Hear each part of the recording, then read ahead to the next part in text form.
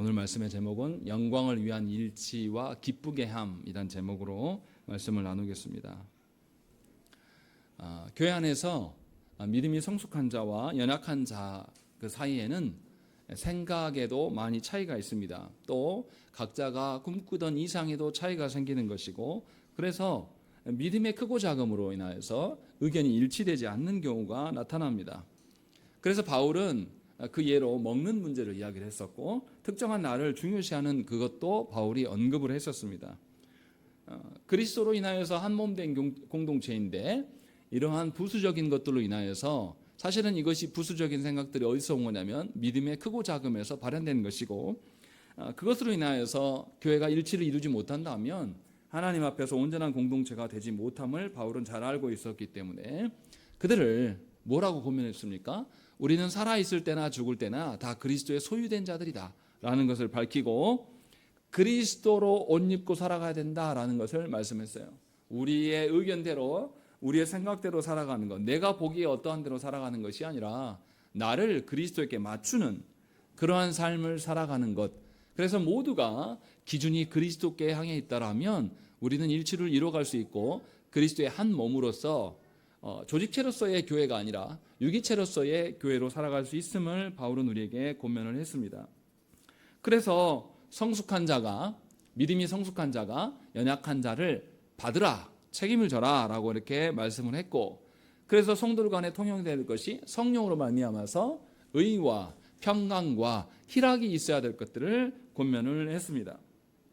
바울은 이제 이 동일한 문제를 15장에서 다시금 연장해서 설명을 하고 있습니다. 바울이 여기에서 무엇을 말하냐면 하나 되는 공동체의 모습을 다각적인 측면에서 말씀을 합니다. 그래서 앞에서는 믿음의 성숙과 연약을 이야기했다면 15장에서는 믿음의 강하고 약함을 이야기합니다. 똑같은 말처럼 들려줄지 모르지만 약간 뉘앙스가 달라요. 바울이 이렇게 교회에 대해서 분명히 우리가 11장까지는 그리스도 앞에서 어떻게 교회되는 것인가 라는 것에 대해서 교리적으로 설명을 했다면 12장부터 교회된 자들의 삶이 무엇인가, 계속 교회론에 대해서 관심을 갖는 이유가 무엇입니까? 하나님의 관심이 거기에 있기 때문에 그렇다는 것이죠. 성경에서 예수 그리스도로 말미암아서, 메시아로 말미암아서 회복될, 완성될 하나님 나라가 오게 될 텐데, 그때에 예수 그리스도가 계신 그곳으로 모든 열방이 다 모여든다고 이야기했어요. 그때는 혈통적인 이스라엘만 오는 것이 아닙니다.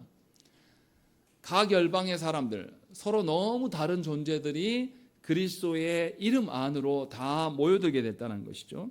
이것을 하나님께서는 소망하고 있고, 우리도 그러한 이론이 되게 하시기 위해서 교회 되게 하셨고, 그 일에 수종들도록 하시기 위해서 우리를 교회로 부르셨습니다. 그런데 교회는 어떻습니까? 우리의 현실의 교회의 모습은 어떻습니까? 조금만 이질적인 모습이 나타나면 우리는 서로를 잘 존중하지 못해요. 나와 조금만 달라도 우리는 견디지 못합니다. 우리가 살아오는 학벌이 다르다든지, 또 우리가 생각하는 생각이 다르다든지, 아니면 돈이 있고 없고의 차이가 있다든지, 아니면 또 권세의 차이, 또 아니면 인종의 차이, 이런 것만 있어도 우리는 뛰어넘지 못합니다. 그러나 하나님께서 완성하실 교회는 그러한 다름이 그리스도 안에서 다 극복되어지는 교회를 말씀하신다는 것입니다. 그래서 예수 그리스도께서 초림하셔서 십자가 사건으로 인해서 종말의 시대를 여셨어요. 이제는 예수 그리스도의 초림 이후로 우리는 재림까지의 종말의 기간을 살고 있단 말이에요. 이제 얼마 남지 않았어요. 그런 교회된 자들이 이 일치됨을 이루지 못한다는 건 있을 수 없다는 것이죠. 바울 시대에도 어떤 일이 있었습니까? 혈통적인 문제로 인하여서 이스라엘과 이방인야의 문제를 가지고 계속 교회가 싸웠고, 그 한복판에 바울이 있었습니다. 바울이 복음을 이방인들에게 전함으로 인하여서 이방한 교회들이 생겨났음에도 불구하고 유대인들은 여전히 자기의 고집을 버리지 못했다는 것이죠. 이런 문제가 교회 안에 있기 때문에 로마 교회를 향하여서도 바울은 교회에 대한 이야기를 지금 계속하고 있고, 그 일들을 우리가 돌아봐야 될 것들을 고민하고 있다는 것입니다. 이처럼 바울이 교회에 대해서 관심을 갖는 것은 하나님의 관심이 교회에 있기 때문이라는 것을 저와 여러분들은 기억하셔야 한다는 것이죠. 하나님 말씀하시는 교회는 우리가 보여지는 이 현실에 이 지상의 교회가 전부가 아닙니다. 하나님 말씀하시는 교회는 진짜 교회된 자들, 성경에서 말씀하는 하나님 나라를 이루고자 하는 자들을 향한 말씀이에요. 고린도서 15장 28절 말씀에 만물을 그에게 복종하게 하실 때에는 아들 자신도 그때에 만물을 자기에게 복종하게 하신 이에게 복종하게 되리니 이는 하나님이 만유의 주로서 만유 안에 계시려 하심이라 라고 말씀하는 거예요. 예수 그리스도를 머리로 한 교회가 하나님으로 인하여서 하나 되는 것, 그리고 하나님 앞에 온전하게 서게 되는 것이 궁극적인 하나님의 목적임을 밝히고 있기에 바울은 교회에 대해서 계속 우리에게 권면하고 있는 것입니다. 어떻게 교회가 하나 되어야 될 것인가를 오늘 본문에서 말씀하고 있어요. 먼저 1절을 한번 읽어보시죠. 우리 읽겠습니다. 시작.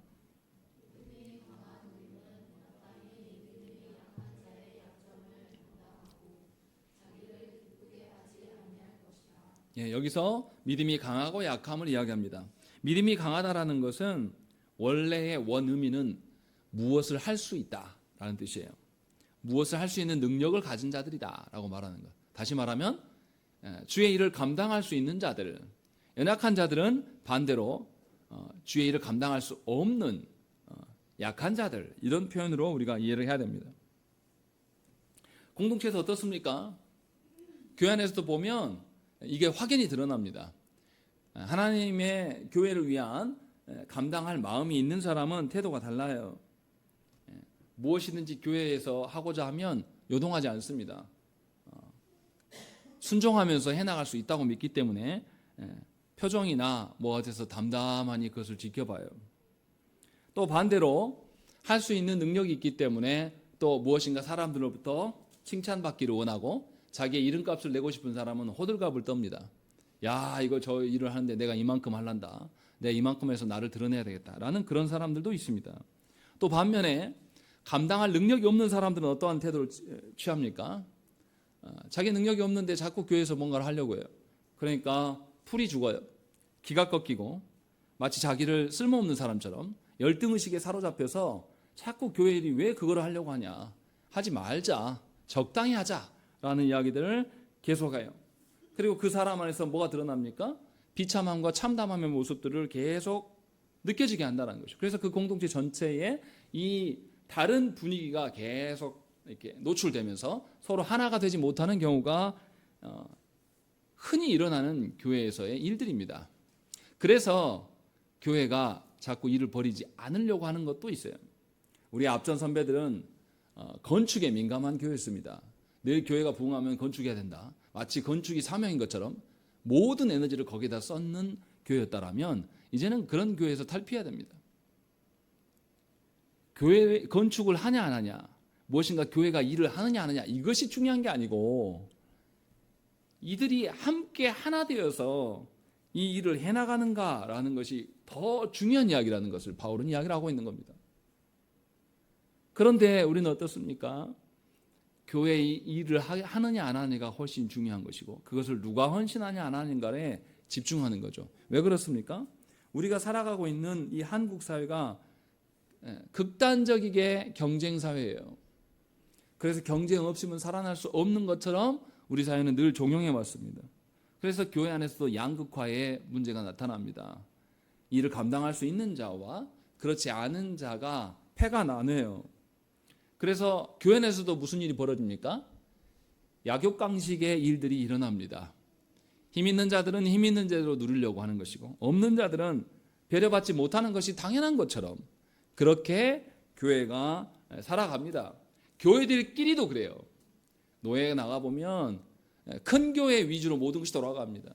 큰 교회는 발언권이 2개, 3개, 4개, 5개 있는 것처럼 적은 교회들은 아예 발언권조차 주지도 않아요. 이것이 하나님 말씀하시는 교회일까요? 그렇지 않습니다. 이거는 교회가 아니에요. 왜 그러느냐? 놀랍게도 무엇인가 일을 감당할 수 있는 능력이 있고 없고 이 작은 것 때문에 이러한 일들이 벌어지고 있다라고 바울은 말씀하고 있어요. 그래서 바울이 1절에서 2가지를 요구합니다. 뭘 요구하냐면 강자가 약자의 약점을 담당하라라고 분명하게 한 가지를 요구해요. 그리고 또 한 가지는 뭡니까? 강자가 약자를 담당할 때 자기를 기쁘게 하면 안 된다라고 분명하게 밝히고 있는 것입니다. 여기서 1절에서 담당하다라는 의미는 뭡니까? 강자가 약자를 지탱하고 짊어지라는 의미예요. 짊어지고 잘 인내하라는 의미죠. 가족 안에서 어떻습니까? 가족 안에서 누가 갑입니까? 부모가 갑이에요. 아이들 어렸을 때는 더더욱 그렇죠. 그러면 부모가 어떻게 합니까? 약자인 자녀의 모든 것을 떠안아요. 자녀가 어리면 어릴수록 심지어 자녀의 먹는 것, 입는 것, 씻는 것, 싸는 것까지도 다 부모가 감당합니다. 다 짊어지고 와요. 그래서 뭐라고 말합니까? 젊은 부부들이 육아는 너무 힘들어 라고 이야기를 하는 거죠. 그런데 그렇게 하지 않으면 가족이 존재하지 않습니다. 가족 안에 부모와 이 유아의 그 강하고 약함의 차이는 엄청납니다. 그래서 가정 안에 보면 누구 중심으로 돌아갑니까? 모든 것이 약자 중심으로 돌아가는 거예요. 가정 안에 신생아가 있으면 어때요? 그 아이가 2시간마다 젖을 먹인단 말이죠. 아니면 뭐 3시간, 또 다른 아이는 4시간이죠. 밤 잠자는 것까지도 신생아 위주로 다 맞춰져 있습니다. 심지어 뭐 택배가 와도 어떻습니까? 신생아를 둔 부모 가족은 앞에 써놨어요. 초연료 누르지 말라고. 외부 사람들까지도 우리 가정의 공동체는 약자 중심이다라는 것을 완전히 표출한다는 것입니다. 사실 바울이 말하고 있는 교회 공동체가 육신의 가족의 공동체마도 못하다는 것에 대해서 바울은 지금 지적하고 있는 것이고, 이것을 위하여서 가족 안에서 그랬던 것처럼 교회도 강자가 약자를 담당해야 될 것들을 지금 고면하고 있습니다. 왜냐하면 우리는 가족 공동체의 모습을 띠는 것, 그리스도로 인하여서 우리가 가족이 되었기 때문에 바울이 지금 이 이야기를 하고 있는 것입니다. 그리고 바울이 1절에서 뭐라고 하냐면 마땅하다라고 이야기해요. 믿음이 약한 자의 약점을 강한 자가 담당하는 것이 당연하다라고 이렇게 말씀하고 있는 것입니다. 이 말이 무엇입니까? 강자가 약자를 떠안는 것이 강자가 선을 베푸는 게 아니에요. 뭔가 강자가 자기가 베풀어서 약자가 보호받는 것처럼 생각하는 분들이 많은데, 당연하다라고, 마땅하다라고 바울은 표현합니다. 왜 그렇습니까? 강자가 된 것은 자기 스스로의 능력으로 된 게 아니거든요. 하나님께서 그에게 은혜를 베풀지 않으면 교회 안에서 강한 믿음이 생겨날 수가 없어요. 교회 안에서 강하다라고 하는 것은 믿음의 강함인 것이고, 그 믿음의 강함은 하나님으로부터 오는 것이지 본인이 무엇인가를 이루어서 구축한 것이 절대 아니에요. 그러니까 하나님께 받은 것이기 때문에 받은 것을 하나님의 공동체 안에 쏟는 것이 당연한 겁니다. 마치 자기가 모든 것을 이룬 것처럼 베푸는 듯한 그런 태도들을 가진 그런 자들이 있습니다. 큰 교회가 많이 상회비를 내니까 작은 교회 너희들을 지원한다. 이런 논리는 아주 교만한 겁니다. 본인들이 커졌습니까? 하나님께서 허락하지 않으면 교회 공동체는 커질 수가 없어요. 하나님의 허락하시지 않으면 우리는 온전하게 사람 노릇을 하지 못합니다. 그런데도 무엇인가 약자를 섬기는 일에 대해서 뭐라고 말하냐면 자기 일을 자랑하고 교만의 도구로 쓰는 경우가 굉장히 많습니다. 그래서 분명하게 바울은 마땅하다라고 이야기를 하고 있는 겁니다. 그 뉘앙스를 우리가 잘 알아들어야 돼요. 하나님께서 부여하신 모든 것은 우리가 소유하고 우리가 무엇인가 만끽하라고 주신 것이 아니에요. 하나님께서 우리에게 주신 것은 분명하게 관리하라고 주신 거예요. 일정 시간 우리에게 맡겨주시고 우리가 이 땅을 떠나갈 때 다 놓고 가야 됩니다. 천대 만대 우리 후손에게 자자손손으로 유산으로 남기라고 주신 것이 절대 아니란 말이죠. 그런데 한국 사회는 어떻습니까? 이 기업이 거대해지면 거대해질수록 편법으로 세금을 적게 냈고 어떻게 해서든지 자기 아들에게 주려고 국가기관까지도 동원해가면서 비리와 불법을 저지르면서 심지어 그것이 들통이 나면 판사까지도 매수해가지고 그런 식으로 일처리를 해나가는 것이 이게 한두 해 있었던 이야기가 아니에요. 자자손손 대대로 그러고 있는 것입니다. 그래서 친일파들이 뭐합니까? 우리나라 역사까지 부정해요. 이제 그런 사람이 독립기념관장이 되지 않았습니까? 안타깝게도 그 사람이 총신에서 고신에서 교수 활동했던 사람이에요. 기독교의 정체가 무엇인지를 다 보여주고 있는 겁니다. 변질된 타락한 기독교가 무엇인지를 우리는 보고 있는 겁니다. 여러분들을 아시는지 모르겠으나 교회가 그러고 있어요. 부끄러워할 줄 알아야 되는데 전혀 부끄러워하지 않습니다. 승자 위주의 생각들, 강자 위주의 생각들을 교회가 갖고 있어요. 그러나 하나님은 우리에게 무엇인가를 부여하실 때 관리하라고 주신 것이지 소유해서 주인되라고 하신 적이 한 번도 없어요. 오히려 하나님 주신 것을 통해서 누가 주인됨을 드러내야 됩니까? 하나님이 주인 되심을 드러내야 될 것이 우리가 가진 이유예요. 바울은 그것을 이야기하고 있습니다. 주님은 어떻습니까? 분명하게 자신의 모든 것을 우리에게 내어주셨어요. 그래서 성부의 뜻이 그러한 것이다라는 것을 우리에게 밝혀주셨어요. 그래서 분명하게 당신의 소유하고 당신이 등극하는 방식으로 선 것이 아니라 당신의 모든 것을 내어주심으로 말미암아서 우리를 성도되게 하셨고 교회되게 하신 분이란 말이죠. 그래서 바울은 한 가지 장치를 더 말합니다. 강자가 약자를 담당해 나아갈 때에 강자 자신을 기쁘게 하지 말라고 권면하고 있습니다. 어떤 이들은 자기의 이름값, 자기의 명예를 위해서 약자들을 베푸는 인간들이 있습니다. 그런 사람들은 언제나 자기 이름을 불러주기를 원하고 자기 이름을 기념비로 세워주기를 원해요. 특히 하나님의 교회에서까지도 그런 일들을 해야 됩니까? 신학교에 가보면 수많은 사람들의 이름을 벽에다가 기록해다 해서 이 신학교에 얼마를 기탁했다라는 이런 동상들을 세우고 이런 것들. 교회가 이래야 됩니까? 본래부터 자기 것이었습니까? 본래부터 자신의 능력으로 자기가 높아진 걸까요? 그렇지 않음에도 교회가 보란듯이 세상보다 더해요. 그래서 신학교들을 가보면 돈 크게 한 사람이 제일 위에 상단에 붙어 있습니다. 판때기도 커요. 심지어 진짜 많이 한 사람 동상까지도 세워줍니다. 그 사람이 섬긴 것을 하나님께서 인정하실까요? 바울은 이것을 분명히 금하고 있습니다. 사실은 약자들에게 베풀면서 자기 이름을 내려고 하는 것은 사실은 약자에게 자기의 일정의 수중의 돈을 지불하고 자기 명예를 산 거잖아요. 그 사람이 하나님의 이름을 높이는 자가 결코 아니라는 거예요. 이미 거래관계는 끝났어요. 그래서 그런 사람은 천국에 상급이 없다고 말씀하십니다. 분명하게 저와 여러분들이 알아들어야 돼요.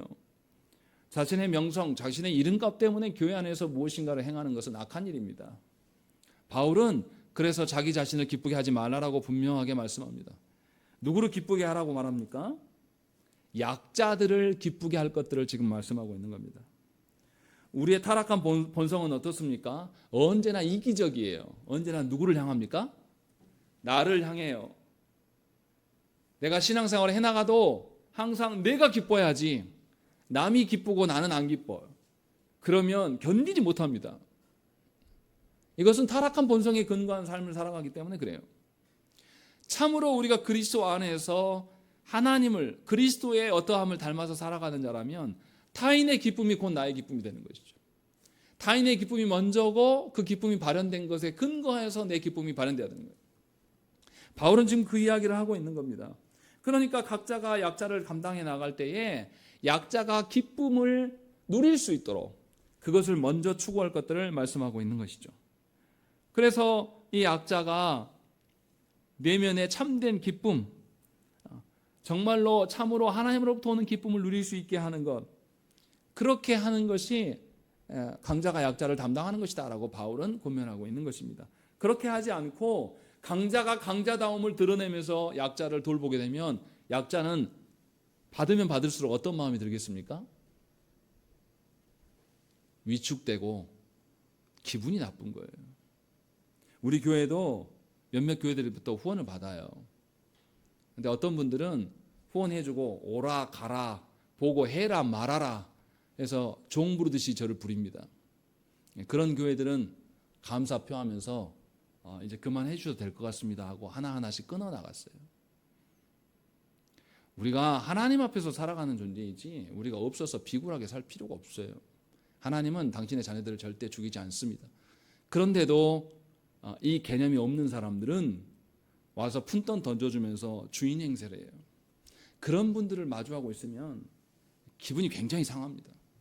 아, 저분은 정말로 우리 교회를 염려하고 우리 교회를 한 동료된 교회로 보지 않구나. 자기가 위에 어른이고 나를 아래로 보는구나. 이런 생각이 들 수밖에 없어요. 목사님 저도 그런 생각이 들더라고요. 분명하게 하나님께서 주신 공동체에서 강자가 약자를 담당할 때에 강자는 자기의 이름값이나 자기의 기쁨과 자기의 명예를 위해서 그 일을 행해서는 안 됩니다. 약자가 기뻐할 수 있는 것, 그래서 믿음이 약한 자가 하나님으로부터 오는 기쁨을 누리게 함으로 말미암아서 모든 강자나 약자나 기쁨의 근원이 하나님이심을 누릴 수 있게 해라 라는 것이 바울이 권면하는 말씀의 내용입니다. 그래서 2절에 계속 연이어서 권면을 합니다. 우리 한번 읽겠습니다. 2절 말씀 시작.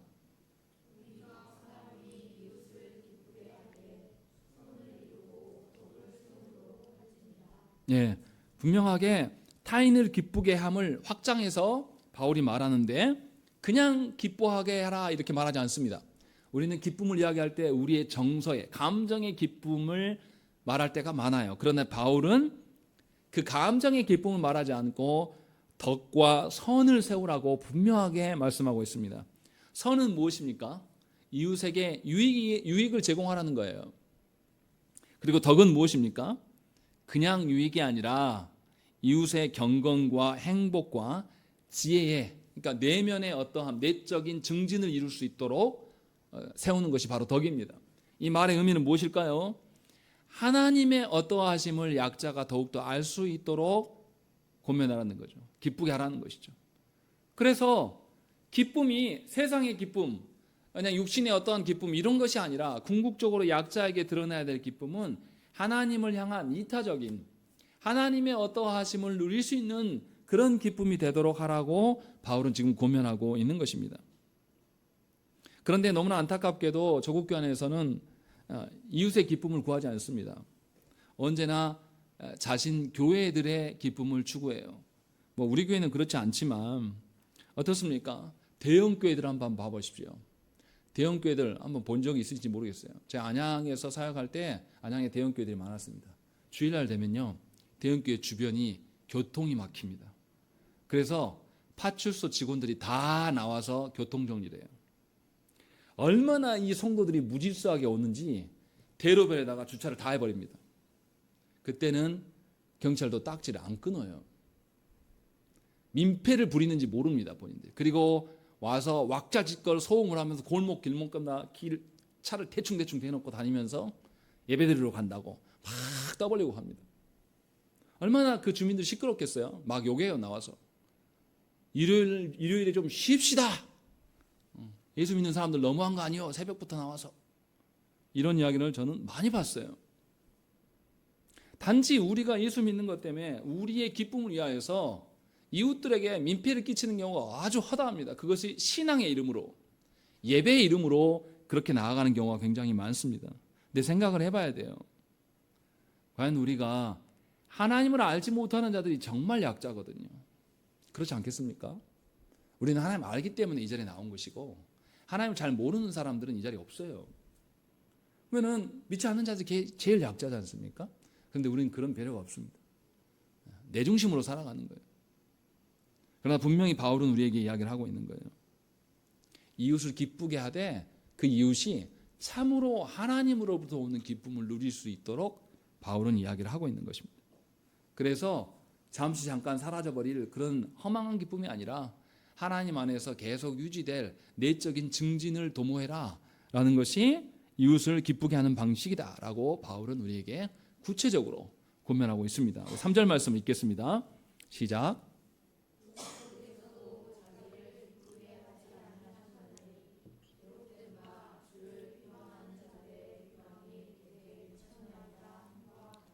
예, 우리가 타인을 기쁘게 해야 될 이유가 무엇인가라고 했을 때 바로 예수 그리스도 때문이다 라고 분명하게 밝힙니다.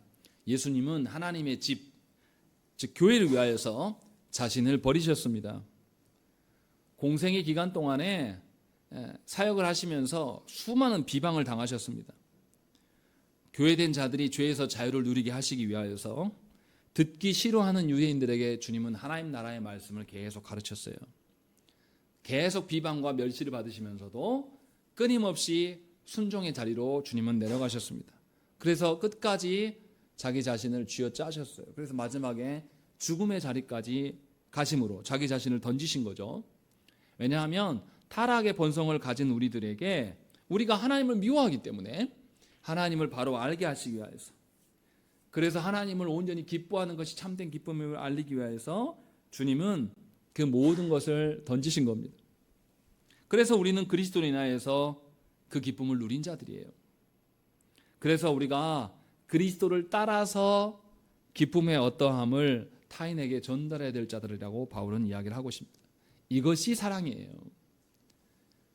혹자들은 이렇게 말합니다. 교회 안에서 그리스도로 말미암아 드러난 사랑을 말하는 것이 아니라 교회 안에 있음에도 불구하고 세상 사랑을 말하는 사람들이 있어요. 불의하게 불법을 자행하는데도 불구하고 너는 내 편이니까 덮어주고 네 일 그래 내가 해줄게 라고 하면서 불법을 자행하는, 이것은 사랑이 아니에요. 그 사람을, 세상의 법정은 그 사람을 심판하지 못할지 모르지만 하나님의 법정 앞에서 피해 나갈 수 있는 사람은 아무도 없어요. 정말 사랑한다면 하나님의 법정 앞에서 서게 될 날을 기억함으로 그에게 바른 정의를 고면할 수밖에 없는 것입니다. 하나님을 생각하지 않고 세상의 어떠한 많은 기준을 가지고 있는 사람들은 불법과 불의를 덮어주면서 그래 너는 내 사람이니까, 그것은 사랑이 아니에요. 그것은 그 사람의 영혼을 죽이는 겁니다. 그리고 그렇게 여러분들이 행하신 것은 하나님의 심판대 앞에 섰을 때에 하나님께 질문을 받으실 거예요. 그냥 넘어갈 수 없는 문제라는 것이죠. 바울은 분명하게 사랑이 무엇인지 우리에게 말씀하고 있어요.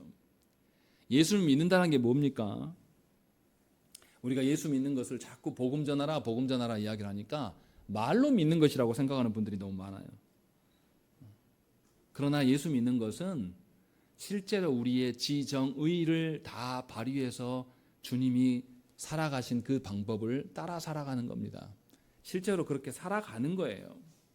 말로만 예수 믿는다 말하고 말로만 교회 다니세요, 말로만 복음을 증거한다고 말하는 것은 아니에요.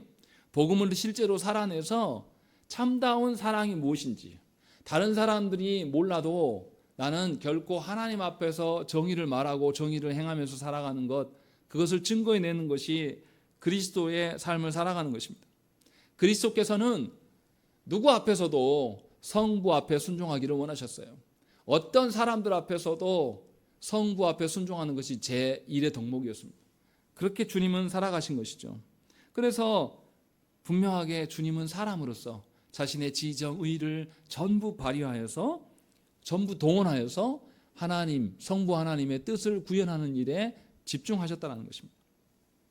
우리는 아담의 후손으로서 타락함을 말미암아서 우리의 방향성이 항상 타락에 익숙해져 있습니다. 타락한 질서를 매우 좋아해요. 하나님께서 처음 창조해 놓으신 그 창조 세계의 질서가 다 무너져 내렸습니다. 그리고 그 무너져 내린 그 불의함의 질서, 죄로 하는 그 무질서가 우리의 삶에 늘 잔재해 있습니다. 정치권을 봐보세요. 이게 나라냐 싶을 정도예요. 한번 자기들에게 밉보이는 자, 개혁을 외친 자가 있으면 어떻습니까? 최근에 연세대 보세요. 어땠습니까? 조국 씨 아들 학위 다 없앴지 않습니까? 이거 불법이다 라고 하면서 학위를 다 취소시켰습니다. 한 번 적수가 되면 그 집안 모두를 다 죽이는 것이 세상 논리예요. 반대편에 선 사람들, 심판받은 사람 누가 있습니까? 정치권에 자기 아들 편법적으로 고등학생이 서울대 논문에 버젓이 나가고 이런 일들, 또 얼마나 불의를 많이 저질렀는데 수사 하나도 하지 않습니까? 내버려 두는 거죠. 이러한 타락한 무질서가 우리의 삶에 가득해요. 근데 정작 우리는 그 무질서를 보고도 아무런 불편함을 느끼지 않아요. 내가 당한 거 아니거든요. 조국 일가가 당한 거잖아요. 나랑 상관없거든요. 그 무질서에 우리는 저항하지 않습니다. 그러나 예수님은 어떻게 하셨습니까? 예수님은 타락한 질서로 세워진 유대 공동체를 바라보면서 주님은 계속 훈계했어요. 너희가 저 세운 성전을 내가 3일 만에 무너뜨릴 것이다. 그리고 성전에 가서 이 독사의 새끼들아 하면서 채찍질하면서 그들을 내쫓으셨어요. 유대인들에게 거짓된 것들이 있으면은 그들의 기분과 그들의 비유를 맞추려고 하시는 것이 아니라 바른 것을 계속 전하셨어요. 계속 주님은 살아있는 동안에 불의함과 이 무질서에 대해서 계속 저항하시고 극복하셨어요. 예수를 믿는다는 것은 무엇입니까? 우리의 타락한 본성에 근거한 무질서와 불의함에 대해서 저항하는 겁니다. 극복하는 거예요. 그리스도를 따른다고 하면서 세상의 무질서를 방관하며 세상의 기득권들과 함께 희덕거리는 것이 그리스도인입니까? 분명하게 우리가 어떠한 자들인가를 알아야 돼요. 저는 선교사 4대 후손인 인요한 씨 보면서 기가 막혀요. 그의 조상들은 이 땅에 연약하고 힘없는 자들을 위해서 복음을 들고 이 땅에 와서 죽고 희생했어요. 그런데 그 사람은 이제 이 땅의 기득권이 되었습니다. 그래서 정치꾼 노릇하고 있지 않습니까? 불쌍한 사람이에요. 그의 4대 선조들을 위해 선조들이 희생했던 거를 다 묵사발 만드는 거예요. 기독교는 기득권층이 아니에요. 그런데 이미 기득권이 되어가지고 본인들이 불의함을 만끽하는 것, 그래서 창조 질서를 무너뜨리고 살아가는 것이 복이라고 말합니다. 그러나 분명하게 바울은 말씀을 통해서 우리에게 이야기하는 거죠. 예수께서도 비방과 멸시를 받았다. 왜냐하면 그 타락한 무질서에 저항하심으로 말미암아서 그 일을 당하셨다. 그러니 너희도 약자들의 기쁨을, 약자들이 하나님을 볼 수 있도록 그 무질서에 저항하지 않겠는가 라는 것을 바울은 우리에게 말씀하고 있어요. 그리고 4절에 뭐라고 하십니까? 우리 한번 읽겠습니다. 시작.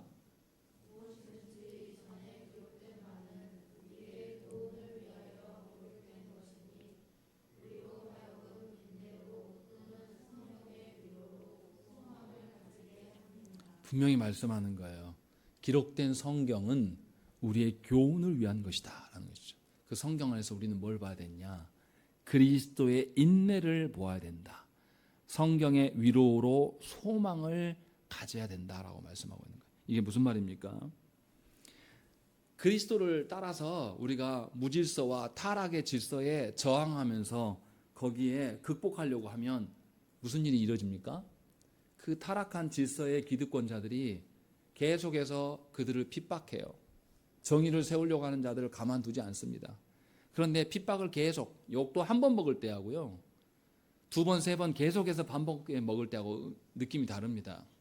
처음 먹을 때는 굉장히 불쾌할 수 있어요. 근데 계속 먹다 보면 익숙해져 버려요. 그리고 더 먹다 보면 어떻게 되냐면, 아유 내가 이거 뭐 할 거 있어. 누구도 개혁 안 하는데 내가 뭐 잘났다고 나 혼자 개혁을 이야기하냐. 그만하자. 이렇게 돼버리는 것이 우리의 죄된 본성입니다. 바울은 이것을 잘 알고 있습니다. 그래서 그리스도로 따라가면서 비방과 멸시받음으로 인하여서 너희가 좌절하고 낭망할까 봐서 하나님께서 기록된 말씀을 우리에게 주셨는데, 그 기록된 말씀에서 우리가 확인할 수 있는 것이 무엇이냐? 인내다라고 말씀하고 있는 거예요. 그래서 인내로 말미암아서 소망의 자리까지도 나아갈 수 있도록 하시는 것이 하나님이 주시는 우리의 말씀이다라고 이야기해요. 로마서 5장 4절 말씀에 인내는 연단은 소망을 이루는 줄 알미로다 이렇게 말씀하고 있는 것이죠.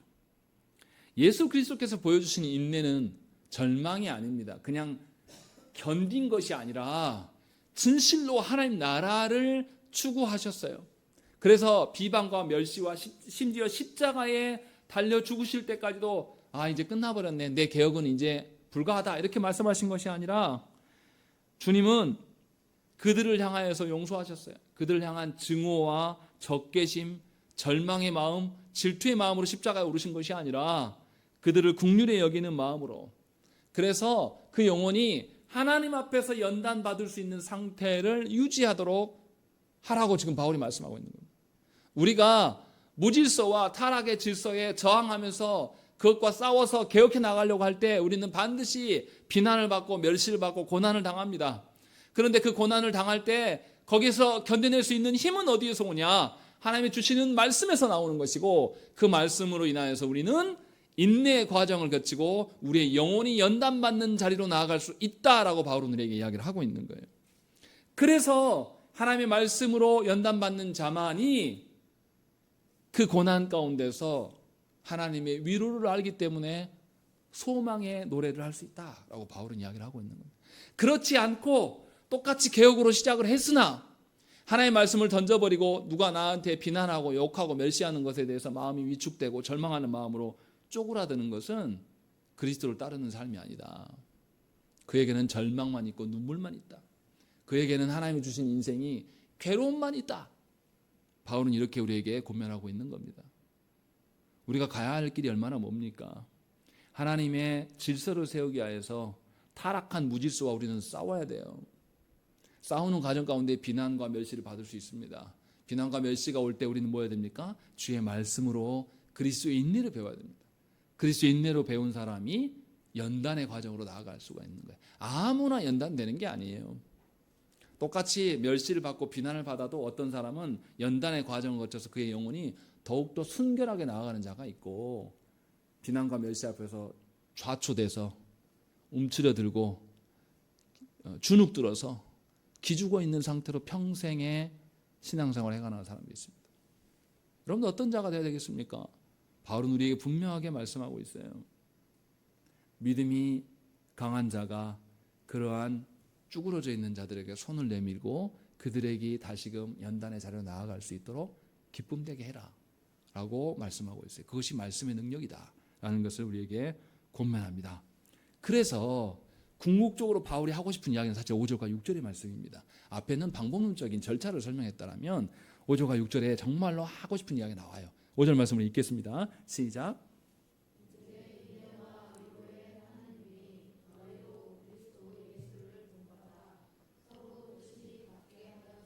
예, 사실은 하나님께서 인도하시고 이렇게 하셨던 것들의 궁극적인 것은 서로 뜻을 같게 하시기 위함이다 라고 말합니다.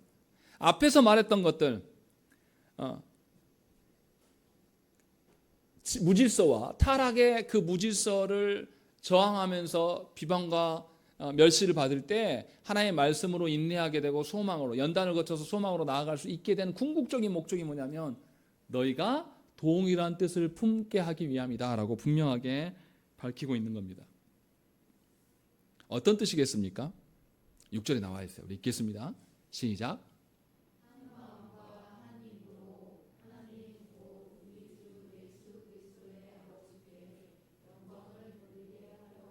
예, 그리스도께서, 교회의 머리 되신 그리스도께서 성부의 영광을 위하여서 온전한 순종을 보이셨던 것처럼 우리도 그리스도를 따라서 나 홀로 서 있는 것이 아니라 교회된 자들이 한 마음과 한 입으로 하나님의 어떠하심을 고백할 수 있는, 하나님께 찬송할 수 있는 그 영광을 돌리게 하기 위하여서 일치를 지금 말하고 있다라는 것을 우리에게 고면하고 있는 것입니다.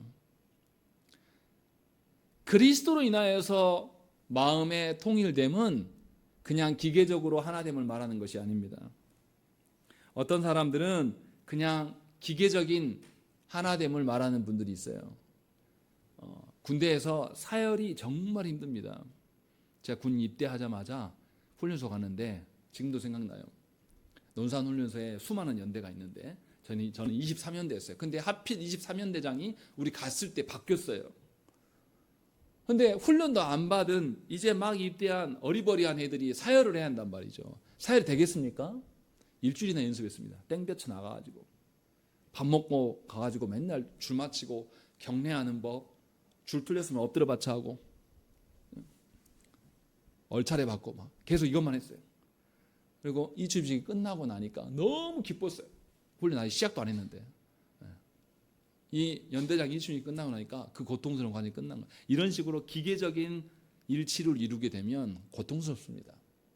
괴로움이 따라요. 그러나 지금 바울이 권면하는 마음의 일치는 그러한 것이 아니에요.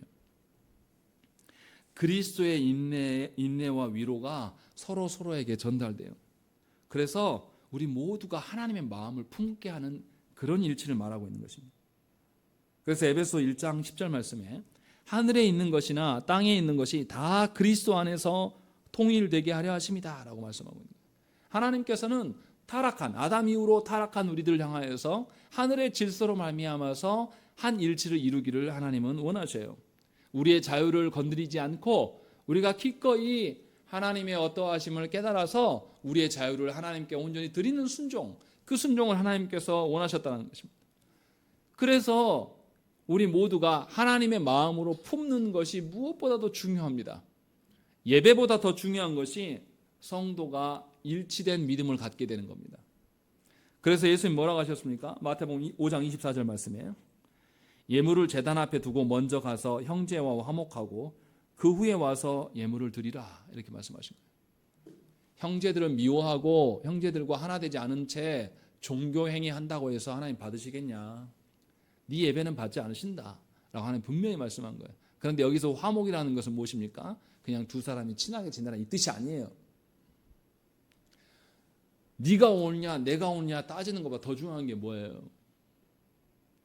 교회 안에서 목사님 제가 옳고 성도님 여러분들이 틀렸다, 이게 중요합니까? 그보다 더 중요한 게 뭐예요? 저도 아니고 여러분도 아니에요. 하나님의 뜻이 우리 안에 임하는 겁니다. 우리끼리, 죄인들끼리 네가 맞네 내가 맞네 해봤자 그게 뭐가 의미가 있습니까? 죄인들끼리 누가 맞았다고 해봤자 그것이 맞는 겁니까? 아무 필요 없다니까요. 그래서 바울은 계속 이야기해요. 하나님의 어떠하심으로 너희 모두가 한 마음이 되고, 하나님의 어떠하심으로 너희에 나오는 말들이 같은 말이, 같은 신앙 고백이 되어지지 않겠는가? 그것이 있어야지만 드디어 교회된 교회가 드디어 하나님의 영광을 드러낼 수 있다라고 바울은 우리에게 권면하고 있는 겁니다. 그러니 바울이 말하는 것은 뭡니까? 바울이 말하는 교회 일치는 뭐예요? 그냥 기계적으로 어떤 한 사람이 권세를 쥐고 그 사람 중심으로 기계적으로 딱 일렬히 모으는 그런 일치를 말하는 것이 아니에요. 모든 성도에게 자유가 주어져 있고 그 자유를 모든 성도가 하나님께 드리고자 하는 그런 순종의 마음들로 하나 되는 것.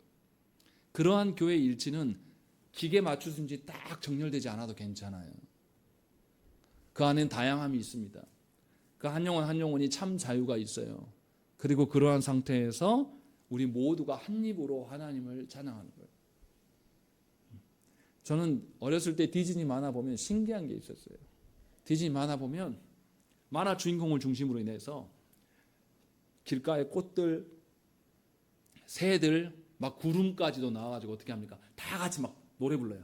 이 만화 주인공이 가는 장면마다 이렇게 카메라가 앵글이 따라가면서 이 만화 주인공이 막 이렇게 노래 부르고 가면 주변에 있는 꽃들이나 막 나무와 새들까지도 막 휘휘휘 부르면서 막 다 같이 맞춰가는 거. 저는 그런 거 한 번도 본 적이 없거든요. 근데 디즈니 만화에서는 자주 나와요. 특히 막 백설공주나 뭐 신데렐라 나오면은 온갖 짐승들까지 나와가지고 그 주인공을 막 돋보이게 하면서 막. 교회된 자들이 하나님을 주인공으로 모시고 한 마음으로 일치되어서 하나님께 찬양하면 얼마나 하나님 기뻐하시겠습니까? 그러한 것들을 우리에게 주신 거예요.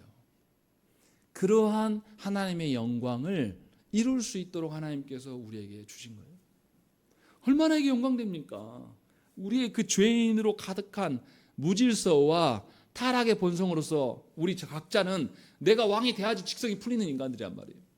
그런데 하나님께서 성령님으로 말미암아 말씀을 주시고 우리의 본성을 갈아치우시고 우리로 말미암아 그 무질서한 세상을 향하여서, 교회된 우리를 향하여서 우리로 말미암아 하나님으로 인하여서 참다운 질서를 이루는, 마치 제가 예화로 말씀드린 것처럼 우리 정향교회가 세상을 향하여서 하나님 찬양하면서 한 입으로 함께 어우러져서 세상을 향하여서 우리가 노래할 수 있게 되면 세상이 왜 하나님이 없다 말하겠습니까? 그러한 영광된 일을 우리에게 부여하신 것이죠. 그 영광을 누리라고 바울은 우리에게 권면하고 있는 겁니다.